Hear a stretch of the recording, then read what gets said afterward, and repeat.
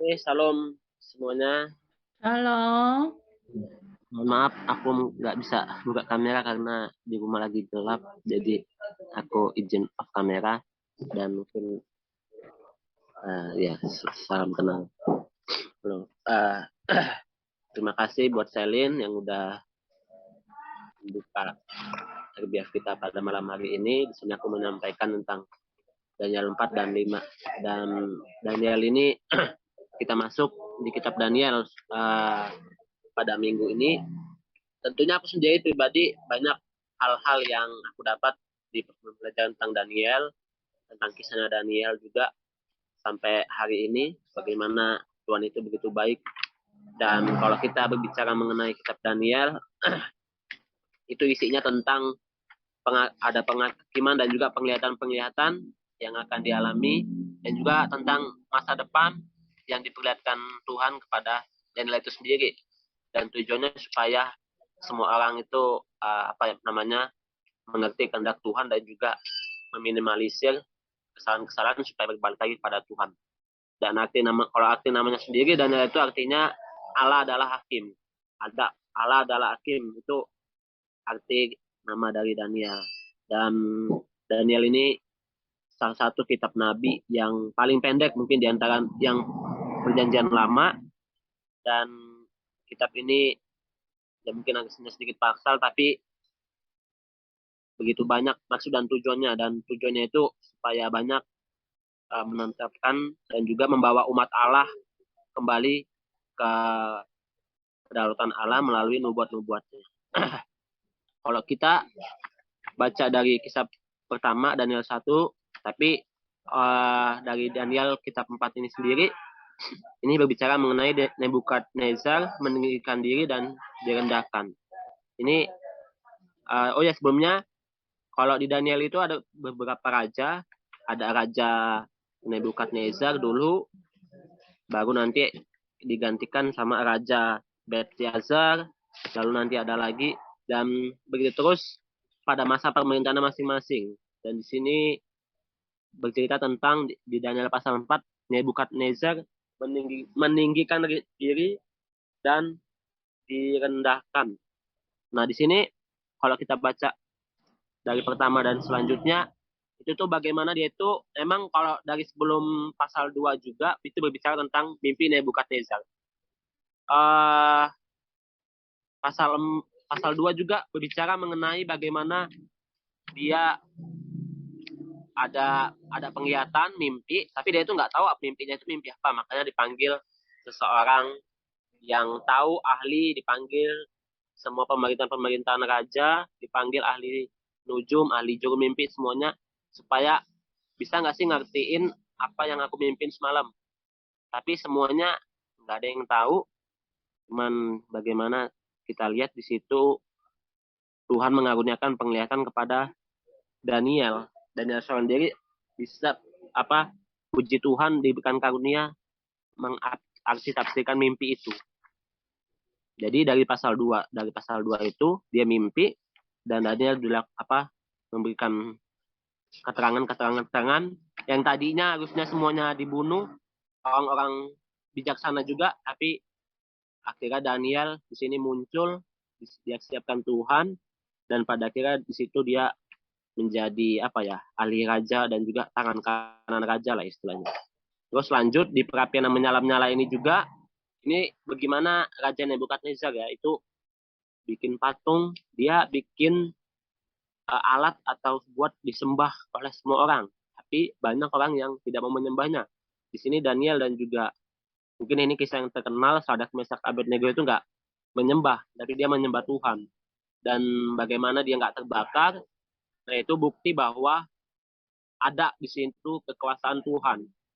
Walaupun di situ pemerintahan Raja Nebukadnezar dihormatin orang, tapi Raja Nebukadnezar itu bukan Tuhan, dia itu masih manusia biasa yang terbatas, yang nggak sehebat Tuhan. Di sini sebenarnya Tuhan itu ingin membuktikan supaya manusia nggak boleh meninggikan dirinya sendiri, nggak boleh meninggikan diri. Maka di pasal 4 ini Nebukadnezar itu meninggikan diri dan direndahkan. Dia itu punya mimpi tentang bagaimana dia bercerita tentang pohon yang tinggi dan juga ada cabangnya, ada itunya. Itu dia berbicara mengenai bagaimana ia ditinggikan. Tapi sebenarnya sama seperti pasal 2 dia itu juga nggak ngerti dia itu mimpi tentang apa, artinya apa aja nggak tahu. Makanya di sini kembali lagi dipanggil Daniel, bagaimana Daniel dipanggil untuk menafsirkan mimpi itu dan bagaimana dia bisa menafsirkan mimpi itu. Daniel di ayat yang ke-19, janganlah mimpi dan makna itu menggelisahkan engkau. Tuanku, biarlah mimpi itu tertimpa atas musuh Tuanku dan maknanya seturut Tuanku. Dia itu menjelaskan, di sini mulai dia tampil Daniel yang disebut Belteshazzar itu dia mengartikan mimpi itu, karena pada saat itu orang-orang itu nggak ada yang tahu Nebukadnezar ini mimpi apa dan maknanya apa, karena ini cukup meresahkan banyak orang ya, termasuk raja sendiri. Dan di sini bagaimana pada artinya nanti arti mimpinya adalah dia ini Raja Nebukadnezar ini karena sudah meninggikan diri akan direndahkan. Karena yang paling maha tinggi atau yang layak ditinggikan itu cuma Tuhan aja, bukan seorang manusia. Jadi kalau ini dalam keseharian terjemahan masa kini, maksudnya kita nggak boleh mendirikan diri kita sendiri atau meninggikan diri kita sendiri atau kita sombong atau apapun, yaitu sering terjadi. Misalnya kita berhasil dalam pencapaian sesuatu, atau kita sudah menjadi orang terkenal, misalnya kita udah melayani banyak orang, wah aku udah melayani sana kemari, wah aku udah begini-begini, aku udah melakukan ini, namanya terkenal, terus meninggikan diri, bercerita kepada temannya misalnya, wah ini semua nggak mungkin terjadi kalau nggak karena aku, wah itu terjadi karena aku, wah itu karena aku. Jadi ada di situ sombong dan sebagainya, yang itu yang membuat Tuhan itu nggak senang, karena nggak ada orang yang layak ditinggikan, nggak ada pribadi yang layak ditinggikan selain Tuhan itu saja. Di sini juga emang sudah terjadi di zaman-zaman sebelumnya. Itu sesuai dengan pada kita, sama seperti kita juga, supaya kita ini menekankan jangan sampai sombong, karena orang yang meninggikan diri akan direndahkan juga. Nah itu menegur aku juga secara pribadi supaya tetap rendah hati, tetap juga lemah lembut kepada semua orang. Jadi supaya nggak ada celah untuk meninggikan diri, tapi bagaimana kita dalam suatu hal itu tetap meninggikan nama Tuhan di atas segala-galanya. Itu tentang bagaimana, dan di sini Nebukadnezar sangat udah ngerti arti mimpinya, dan dia memberikan lagi-lagi kemuliaan sama Daniel. Oh ya, aku kemarin juga sama teman-teman belajar tentang kitab Daniel. Kalau kitab Daniel ini, kalau secara urutannya itu yang pasal 1, lalu lanjut ke pasal 2, pasal 3, pasal 4, lalu pasal 7 dulu, baru pasal 5 dan pasal 6. Karena di pasal 5 ini tiba-tiba ada tulisan Raja Belteshazzar, sedangkan di sebelumnya itu masih Raja Nebukadnezar. Jadi urutannya itu pasal 1, 2, 3, 4, 7, 5, dan 6. Dan kalau tentang di pasal 5 ini tentang tulisan di dinding. Tulisan di dinding ini sebenarnya setelah pemerintahan Nebukadnezar ini, yang memerintah itu Raja Belshazzar, tadi raja kedua mungkin ya di pemerintahan Babel. Dia itu sama aja mungkin kisahnya, tapi mirip-mirip. Raja Belshazzar ini tentang tulisan di dinding ya, kalau kita berbicara mengenai pasal 5 Daniel. Dan ini tulisannya itu dia lagi pesta-pesta. Dia mengadakan perjamuan yang besar untuk para pembesarnya. Itu jumlahnya 1.000 orang. Banyak banget tuh. 1.000 orang itu. Tapi kita langsung masuk ke ayat 5. Pada waktu itu juga tampaklah jari-jari tangan manusia menulis pada kapur dinding istana rahasia di depan kaki Dian, dan raja melihat punggung tangan yang sedang menulis itu. Jadi tiba-tiba muncul jari-jari tangan menulis pada kapur. Jadi dari masuk ayat sini, nanti di ayat ke-6, lalu raja menjadi pucat. Dan selanjutnya itu yang tadinya suasananya jadi bahagia, sedang perjamuan besar, lagi pesta dan sebagainya. Tiba-tiba karena muncul ini raja jadi pucat dan juga bertanya, apa ya arti jari-jari tangan ini dan apa. Dia jadi istilahnya bertanya-tanya apa maksudnya kok bisa ini. Dan semua orang di sini juga sama kayak Nebukadnezar juga manggil semua orang. Yang ahli-ahli, semua orang dipanggil. Dari yang bijaksana, dari yang apapun itu, tapi nggak ada yang tahu. Ahli nujum juga dipanggil, ahli jampi juga dipanggil, para kasdim dipanggil, semuanya dipanggil, tapi nggak ada yang tahu apa arti tulisan itu, nggak maknanya juga nggak tahu.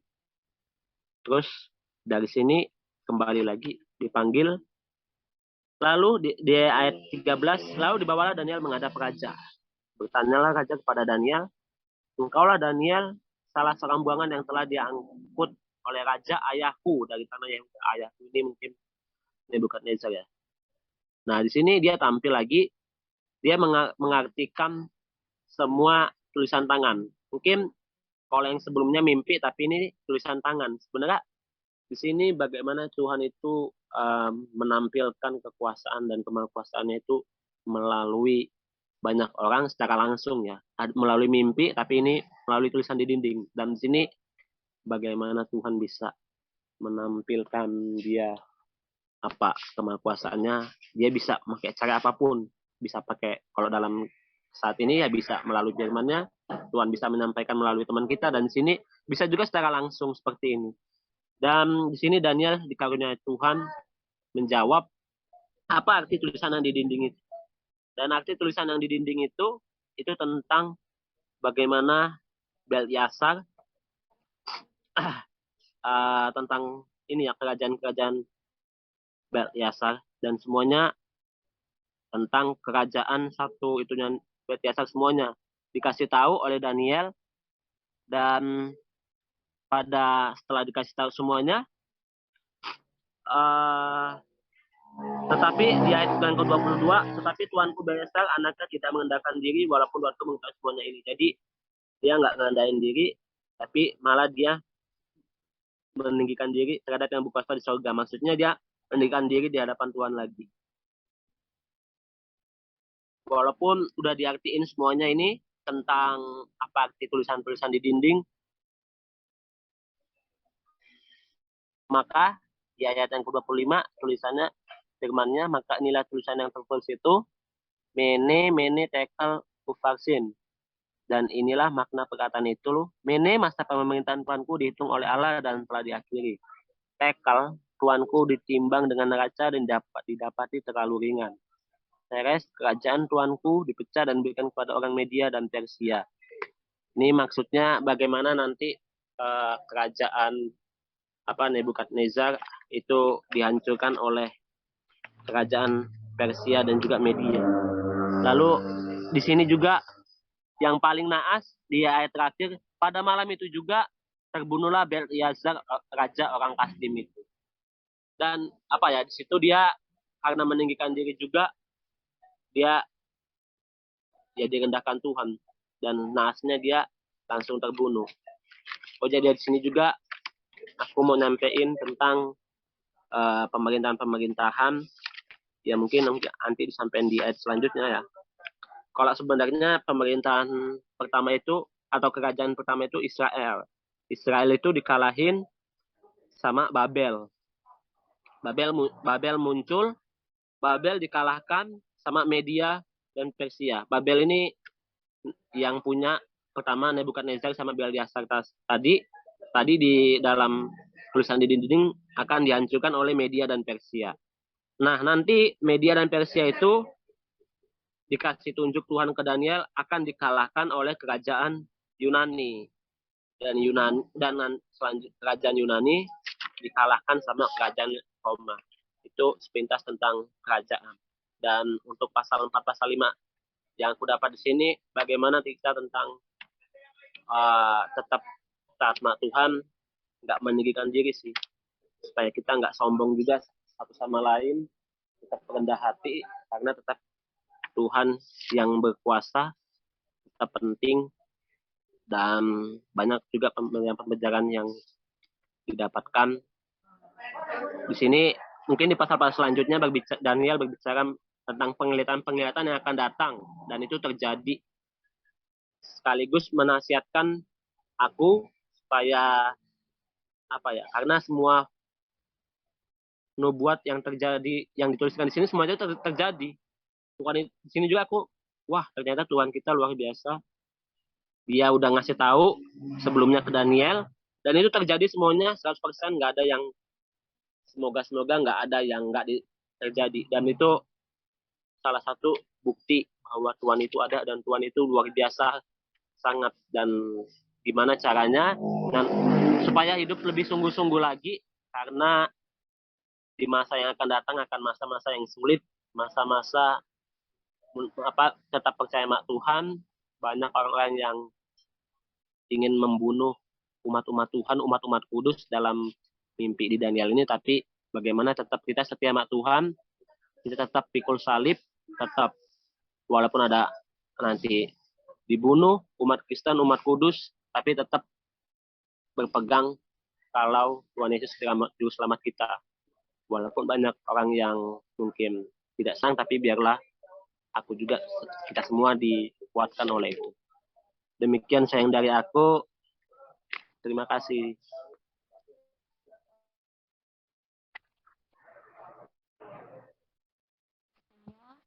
Sekarang penjelasan dari Bang Alex, Daniel pasal 5 sama pasal 7. Dipersilakan Bang Alex. Oke, terima kasih. Saya akan jelaskan bagian pasal 6 sama pasal 7. Terima kasih tadi penjelasan Stefanus ya, cukup lengkap. Jadi saya tambahin sedikit ya. Jadi pasal 4 dan pasal 5 itu tentang Nebukadnezar dan anaknya ya. Jadi perbandingkan.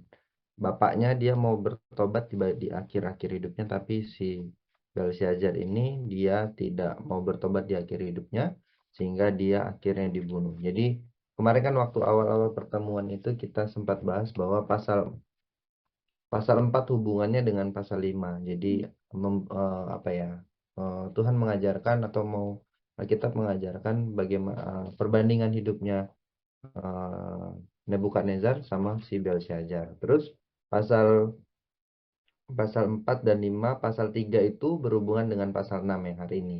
Jadi kalau kita kembali ke belakang pasal 3, maka kita akan ingat itu tentang kisah perapian yang menyala-nyala. Maka kalau kita linkkan dengan hari ini dengan pasal yang ke-6, maka akan ngeling dengan Goa Singa gitu ya. Jadi berhubungan antara 3 dan 6, dan nanti pasal 2 dan pasal 7 itu berhubungan lagi sama mimpi.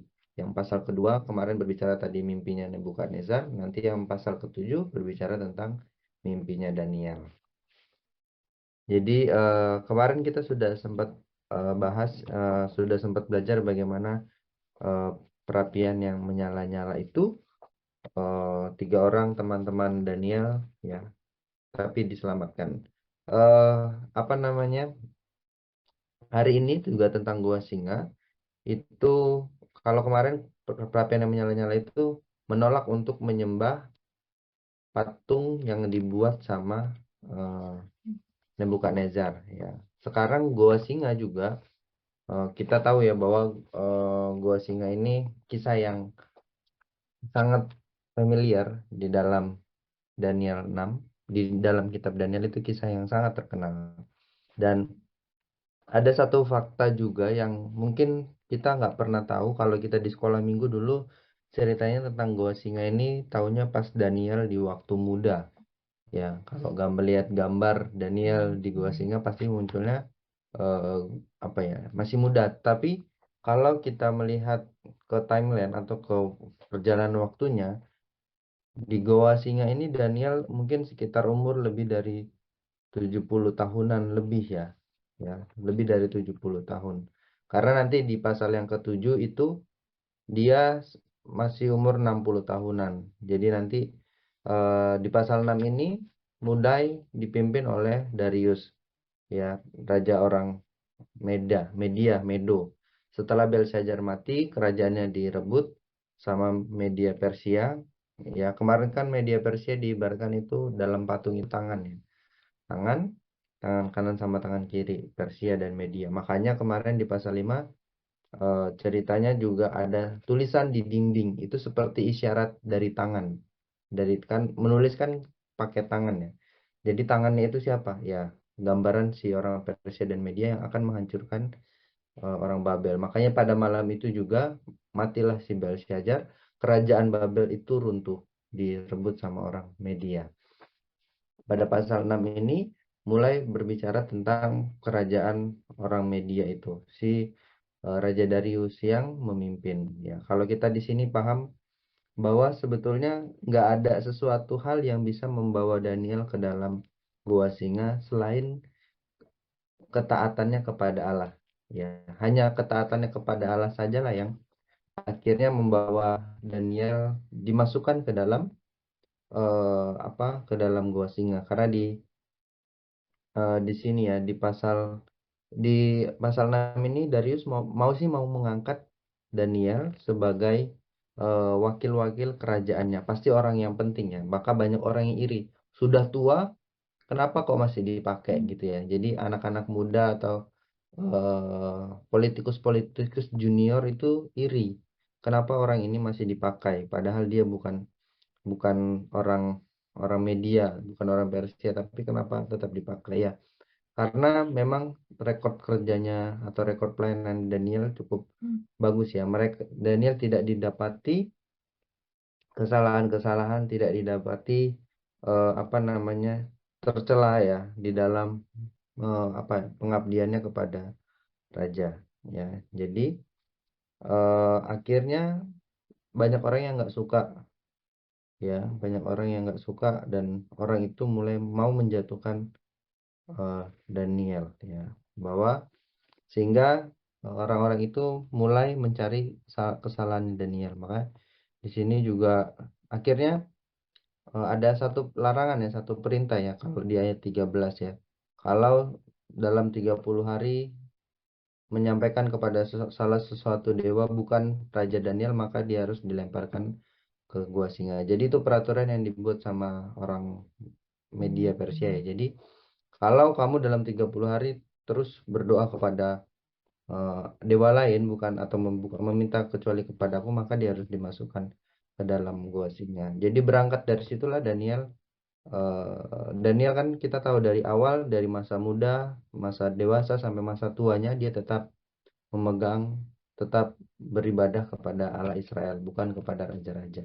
Sehingga akhirnya di sini itulah celah yang dipakai oleh orang-orang di sekitarnya untuk menjatuhkan dia ke dalam gua singa. Jadi disitulah akhirnya Daniel dijebloskan ke gua singa. Jadi saya dapat pelajaran bahwa bagaimanapun kalau kita berpikir Daniel masih muda, mungkin dia bisa melawan singa di dalam goanya. Tapi ini dia di masa tuanya, mungkin sekitar 70-80 tahun, dia nggak bakal bisa untuk melawan singanya.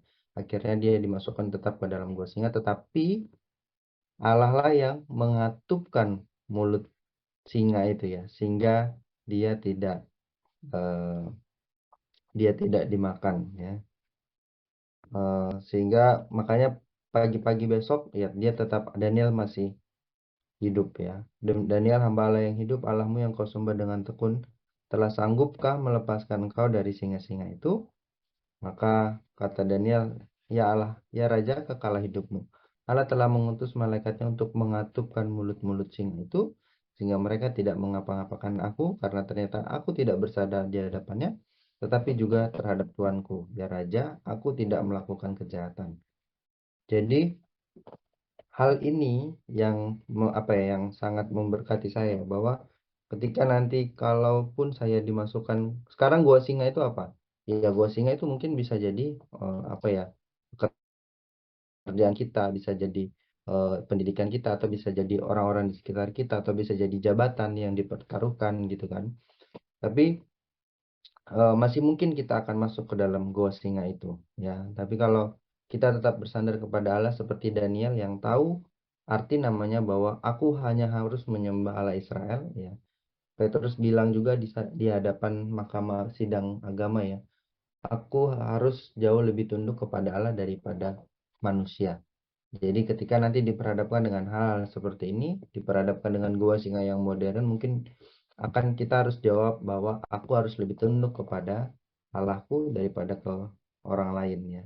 Ketika kita dipaksa untuk melakukan sesuatu yang tidak sesuai dengan hati nurani kita, yang tidak sesuai dengan iman kita, maka kita harus berani menolak meski apapun konsekuensinya. Ya, apapun konsekuensinya itu, ya. Bahkan di sini Alkitab menjelaskan bahwa kematian pun terjadi, ya. Kematian pun sudah mengintai di depan mata, tetapi tetap ada orang-orang yang mampu melawannya, yang tetap mampu hidup di dalam imannya. Jadi itu cerita tentang gua singa yang menurut saya masih sangat relevan di sekarang, ya. Mungkin sekarang gua singanya lebih modern. Jadi tapi kita harus tetap bilang, ya, bahwa Allah yang telah mengutus, ya, untuk mengatupkan mulut-mulut singa itu atau untuk melawan masalah-masalah itu, ya, sehingga masalah itu tidak berkuasa atas aku, ya. Karena apa? Karena memang tidak bersalah di hadapan Allah, ya, tidak bersalah di hadapan Raja. Jadi jangan berpikir kalau karena kesalahan kita itu juga salah, ya. Ya kita harus dihukum kalau karena ada kesalahan dari kita. Tapi kalau kita hidup jujur murni di hadapan Allah dan di hadapan sesama, kalau ada yang mau menghukum, ya kita harus berani untuk menyatakan iman kita, menyatakan kebenaran kita di dalam pekerjaan, di dalam di dalam pekerjaan, di dalam pendidikan, dan di dalam hal apapun. Ya, itu yang bisa saya sharingkan di pasal 6. Yang kedua itu Daniel pasal 7, ya, tentang mimpinya. Mimpinya Daniel itu berkaitan dengan mimpinya Nebukadnezar, ya.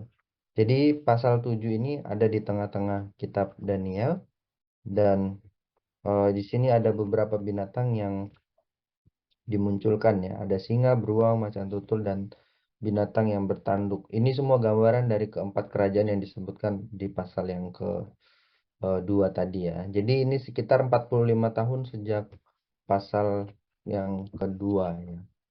Jadi ini balik lagi kepada pemerintahan Belshazzar, ya. Diceritakan lagi masalah mimpi ini. Ya kita udah dijelaskan bagaimana kerajaan-kerajaan itu dikalahkan, dan saya pikir di sini yang sangat penting di pasal 7 ini di sinilah kitab yang ayat yang paling penting, ya. Kalau kita lihat di cover buku kita itu ayat 13 sampai 14. Aku terus melihat dalam penglihatan malam itu tampak datang dengan awan-awan dari langit seorang seperti anak manusia, datanglah ia kepada yang lanjut usianya itu, dan ia dibawa ke hadapannya. Ini gambaran Tuhan Yesus Kristus, ya. Lalu diberikan kepadanya kekuasaan dan kemuliaan dan kekuasaan sebagai raja, maka orang-orang dari segala bangsa, suku bangsa, bahasa mengabdi kepadanya. Kekuasaannya ialah kekuasaan yang kekal yang tidak akan lenyap, dan kerajaannya ialah kerajaan yang tidak akan musnah.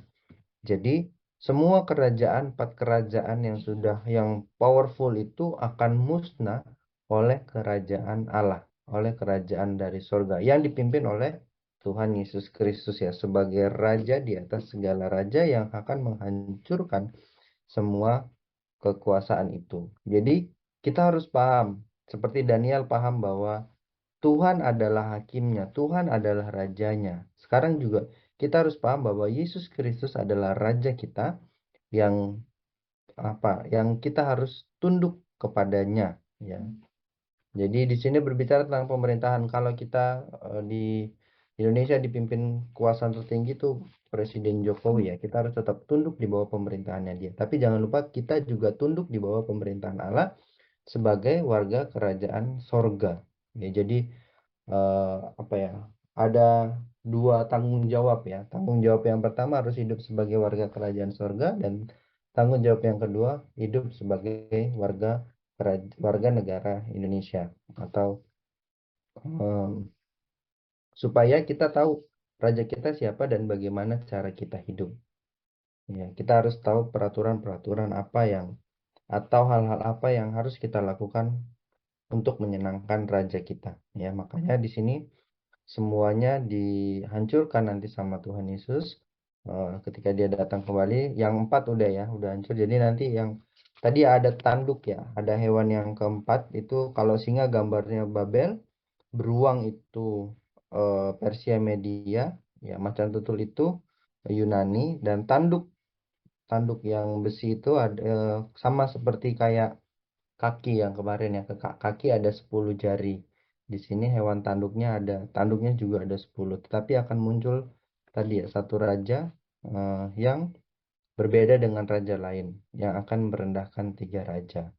Ya, di sini nanti dia akan menganiaya orang-orang kudus milik yang maha tinggi. Ya. Begitu beda raja yang satu ini nanti muncul, tetapi itu pun akan dikalahkan oleh Allah, akan dikalahkan oleh Bapa kita di sorga. Makanya kita jangan takut selama selama kita mempunyai Allah, selama kita mempunyai Tuhan yang sanggup mengalahkan semua kerajaan yang ada di muka bumi ini. Ya, jadi eh, kita harus hidup sebagai warga kerajaan sorga. Identitasnya jelas, sehingga hal-hal apapun yang akan mengintai di depan kita akan kita bisa lalui. Terus kalau kita lihat dari catatan kakinya, footnote-nya itu banyak ngeling kepada kitab Wahyu ya. Jadi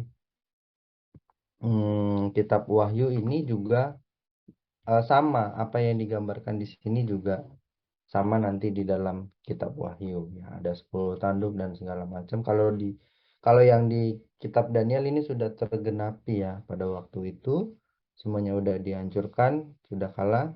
Kemudian kalau di kitab Wahyu juga 666 itu ya, atau ada Raja Nero nanti. Ada Raja Nero yang menganiaya orang-orang kudus itu sekitar tahun 70-an, 70 Masehi. Itu sudah digenapi juga. Jadi nanti jangan takut atau jangan berpikir tentang hal-hal mistis tentang tafsiran-tafsiran mimpi ini. Semuanya sangat jelas, sangat clear, tidak ada keraguan atau tidak ada celah untuk membuat kita semakin takut ya, tapi justru membuat kita semakin bangga bahwa Allah yang dari dulu sampai sekarang dan masa depan yang terus memegang kendali akan dunia ini. Jadi kita punya Allah yang luar biasa, Allah yang berkuasa di Israel, di Yehuda, di Samaria gitu ya, bahkan di kerajaan Babel pun Allah tetap berkuasa. Bahkan di dunia ini, di Indonesia, dimanapun Allah lah yang berkuasa. Jadi jangan lupa identitas kita sebagai warga kerajaan surga. Terima kasih.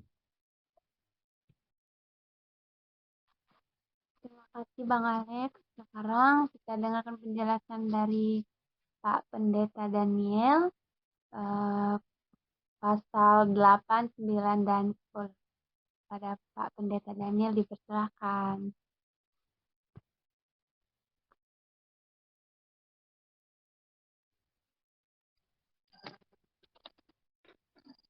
Bersyukur malam ini boleh kita sharing bersama-sama, dan sungguh luar biasa teman-teman boleh kaji dengan cukup baik untuk kita mengerti bersama dengan gamblang dan sederhana pasal demi pasal ya.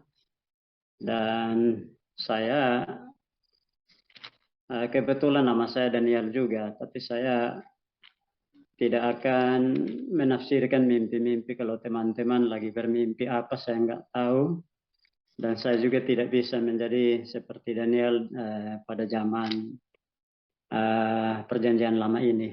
Tapi sangat bersyukur bahwa kitab ini menolong kita untuk melihat kepada hari kemarin, hari ini, dan hari esok. Hari kemarin menjadi sebuah sejarah untuk kita mengerti bagaimana Tuhan berdaulat dan mengontrol sejarah hidup manusia, termasuk saya dan teman-teman semua, Bapak Ibu.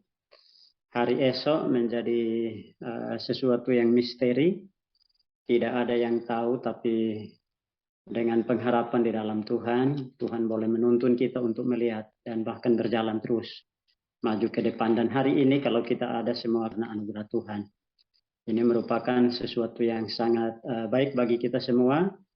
Dan ketika melihat kitab Daniel dalam pasal 8, kita melihat gambaran domba jantan dan kambing jantan. Tidak bisa ditafsirkan semaunya kita, tapi pada bagian ini domba jantan itu juga menjadi satu gambaran pemerintahan media Persia ya dalam pasal 8 ini, dan kambing jantan ini juga merupakan kerajaan Yunani yang berkuasa.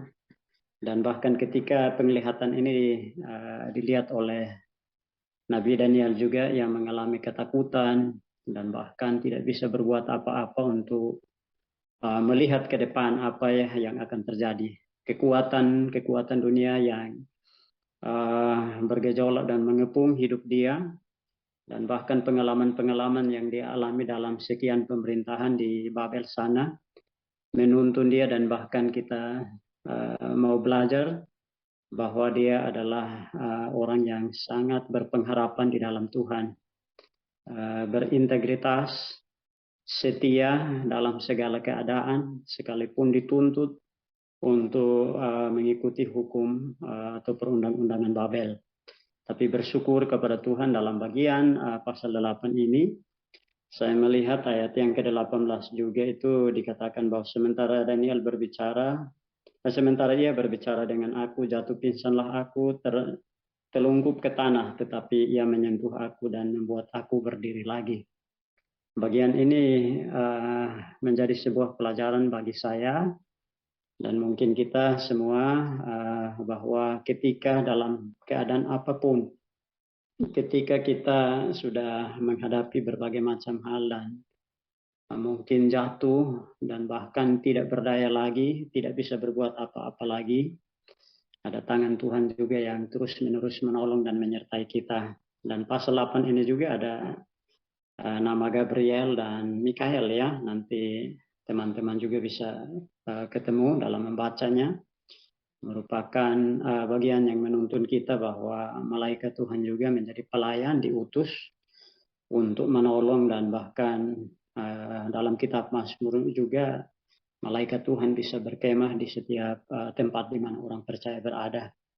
Ya, dan sekalipun domba jantan kekuatannya lebih besar, tapi dikatakan bahwa gambaran dari kambing jantan juga merupakan kekuatan dari Yunani yang sanggup mengalahkan domba jantan, artinya dari kerajaan media Persia. Dan kekuatan ini juga dalam ayat 24 dikatakan bahwa kekuatannya akan menjadi hebat, tetapi tidak sekuat yang terdahulu, dan ia akan mendatangkan kebinasaan yang mengerikan, dan apa yang dilakukannya akan berhasil. Orang-orang berkuasa akan dibinasakannya, juga umat orang kudus. Dan bahkan ayat 25 juga dikatakan bahwa oleh karena akalnya penipuan yang dilakukannya akan berhasil, ia akan membesarkan diri dalam hatinya, dan dengan tak disangka-sangka banyak orang akan dibinasakannya. Juga ia akan bangkit melawan raja segala raja, tetapi tanpa perbuatan tangan manusia ia akan dihancurkan. Jadi ini juga memberi pelajaran penting bagi kita semua bahwa sekuat apapun kita, sekalipun nama kita kuat, kita juga sebagai manusia pasti menghadapi banyak kelemahan, banyak masalah, banyak persoalan, problem. Dan tanpa kekuatan Tuhan kita tidak bisa berbuat apa-apa. Dan selagi Tuhan memberi kekuatan bagi kita semua, bagi saya dan Bapak Ibu Saudara, kita mensyukuri apa yang sudah Tuhan buat bagi kita. Di dalam kekuatan kuasanya, Paulus mengatakan bahwa hendaklah kamu kuat di dalam kekuatan kuasanya.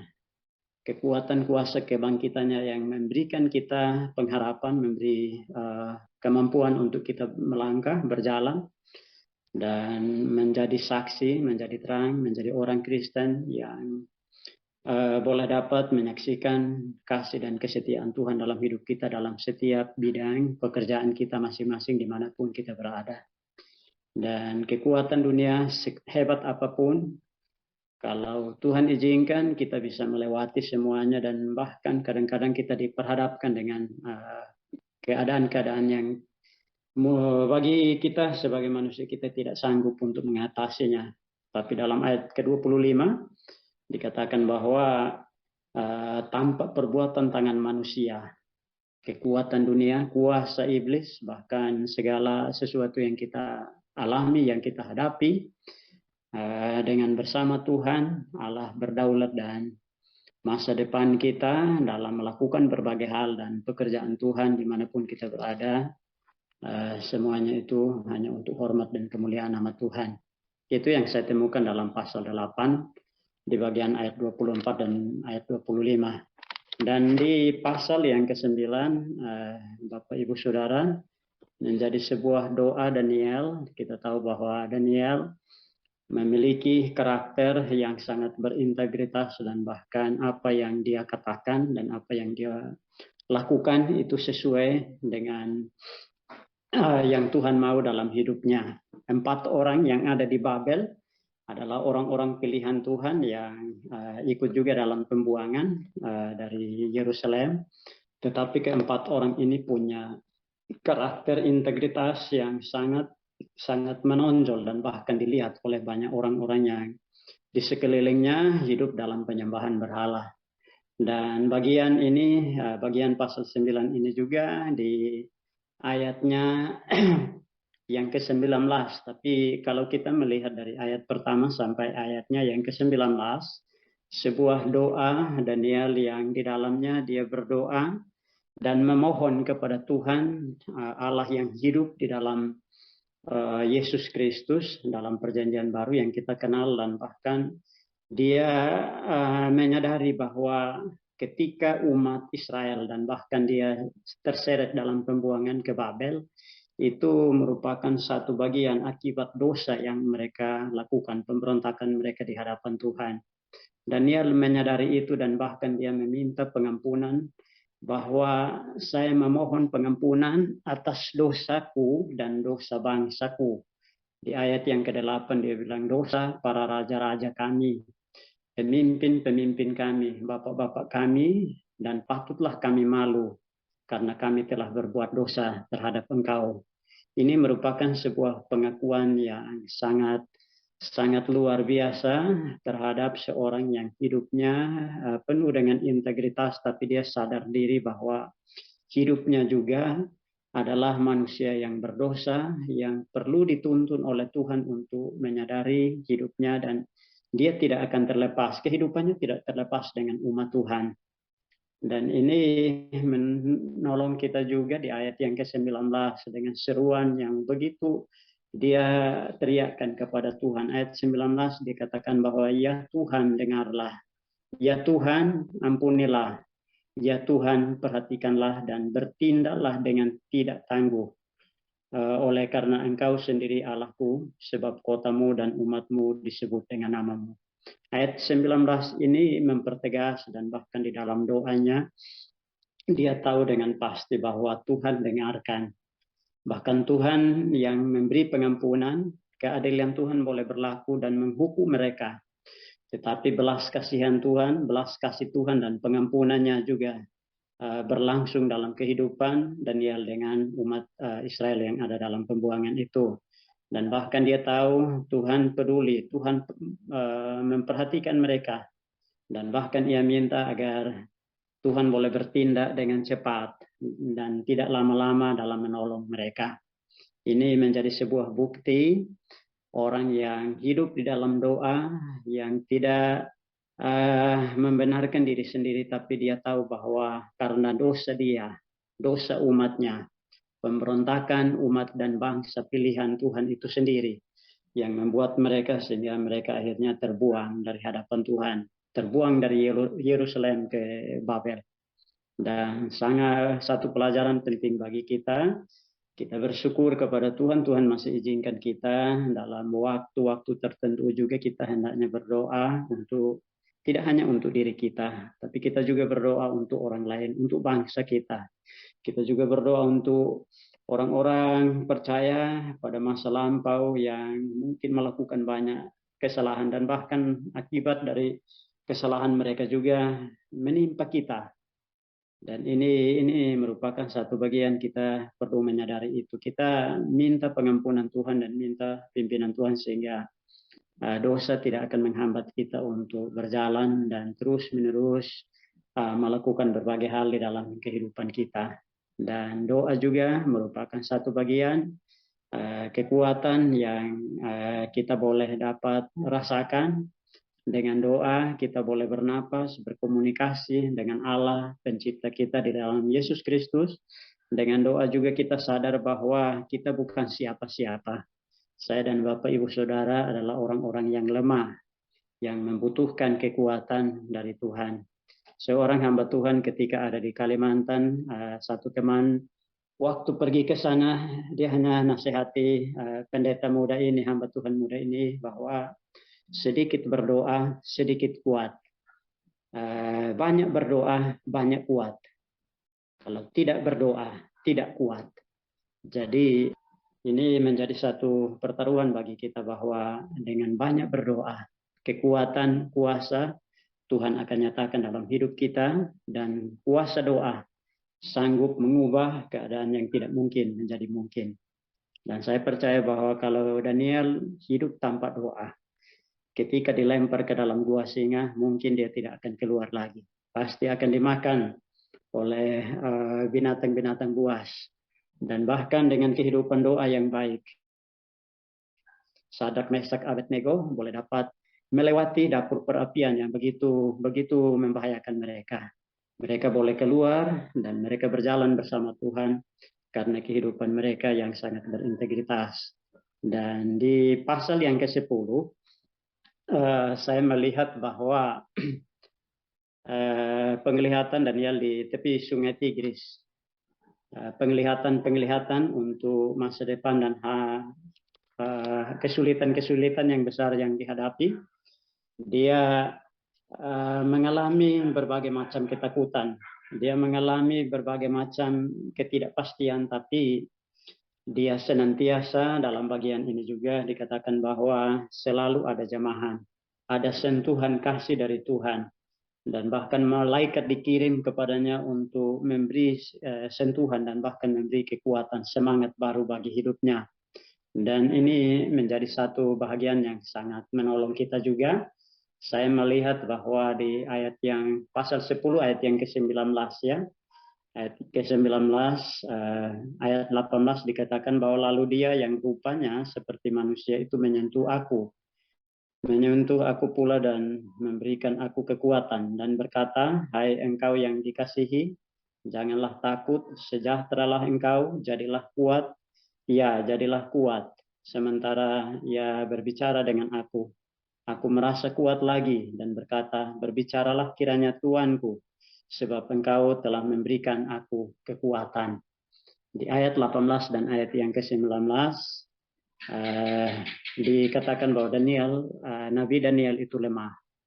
Nabi Daniel butuh kekuatan dari Tuhan. Nabi Daniel juga butuh pertolongan dari Tuhan. Dan kata kuat di ayat yang ke-14 sampai kekuatan dan kuat dalam ayat 18 sampai 19 ada 5 kali. Kurang lebih 5 kali disebutkan di sana. Itu berarti bahwa sebagai manusia Daniel lemah. Tetapi bersama dengan Tuhan, dia mengalami kekuatan kembali untuk melangkah, berjalan, dan bahkan melewati kurang lebih 4 raja dalam pemerintahan di Babel sana. Dia boleh melewati semuanya karena dia senantiasa berharap kepada Tuhan. Dia mengalami kekuatan dari Tuhan, dan bahkan Paulus juga dalam tulisannya juga dikatakan bahwa saat dia lemah, saat duri dalam daging, dia berdoa, Tuhan angkat ini supaya aku tidak mengalami apa-apa dalam diriku. Dia berdoa supaya Tuhan dengar doanya. Tapi sebuah jawaban yang tidak disangka oleh Paulus, Tuhan hanya katakan bahwa anugerahku cukup bagimu, sebab dalam kelemahanmu lah kuasaku menjadi sempurna. Kita bersyukur kepada Tuhan, bukan malaikat yang dipilih agar melakukan banyak hal dalam pemberitaan Injil ketika Yesus bangkit. Tetapi saya dan Bapak Ibu Saudara, bahkan ada seorang penulis katakan bahwa sampai malaikat pun cemburu. Kenapa manusia berdosa yang sudah ditebus itu yang dipilih untuk memberitakan Injil. Dan kita tidak tahu apa yang Tuhan buat, tapi satu hal yang kita tahu. Anugerah Tuhan cukup bagi saya dan kita semua. Dan bahkan di dalam titik lemah kita, di dalam berbagai kelemahan dan ketidakberdayaan kita, anugerah Tuhan itu membuat kita kuat agar kita tidak menyombongkan diri, kita tidak bermegah, dan bahkan kita hanya berharap bersandar di dalam kekuatan kuasa-Nya. Dan ini sungguh sangat menolong kita dan membuat kita untuk mengerti dalam ayat yang ke-19 bahwa hai engkau yang dikasihi, janganlah takut. Alkitab, seorang penulis juga pernah mencatat kata jangan takut di dalam Alkitab. Perjanjian Lama sampai Perjanjian Baru dikatakan bahwa dia temukan sekitar 366 kali. Kata jangan takut itu berarti bahwa setiap hari Tuhan katakan kepada saya dan Bapak Ibu Saudara, jangan takut sepanjang 1 tahun 365 hari.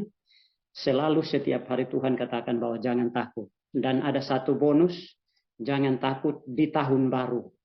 Dan ini menjadi satu catatan penting, sungguh bersyukur. Dia Allah yang tidak pernah membiarkan kita. Dan juga di dalam Tuhan ada damai sejahtera. Damai sejahtera ini merupakan satu anugerah pemberian dari Tuhan. Damai sejahtera yang kita alami bukan karena kita menerima sesuatu dari dunia ini, punya duit banyak dan seterusnya, tidak. Ketenangan, sejahtera yang Tuhan karuniakan bagi kita menjadi satu bagian yang istimewa yang kita perlu syukuri dalam hidup ini. Dan kita juga sungguh bersyukur saat kita lemah, anugerah Tuhan cukup bagi saya dan Bapak Ibu Saudara untuk kita melakukan berbagai hal bersama dengan Tuhan dan bahkan memberitakan kasih-Nya melalui kehidupan kita bersama seperti Daniel di tengah-tengah umat negara yang hidup dalam penyembahan berhala. Kehidupan mereka sangat berdampak dan bahkan membuat raja sekalipun bertekuk lutut dan bahkan menyembah Tuhan yang hidup, Tuhan Allah Israel, Tuhannya Daniel, yang terus menerus, dan di akhir hidup mereka juga mereka mengakui bahwa hanya Dia Raja di atas segala raja. Di dalam Kristus Yesus kita boleh menikmati semua. Dan biarlah hidup kita senantiasa diberi kekuatan untuk melangkah, melewati masa-masa yang sulit. Kita tidak tahu hari depan seperti apa, tapi yang kita tahu, Dia ada di depan kita memelihara dan menuntun kita dari hari ke hari. Terima kasih untuk sharing bersama dengan teman-teman malam hari ini. Tuhan memberkati.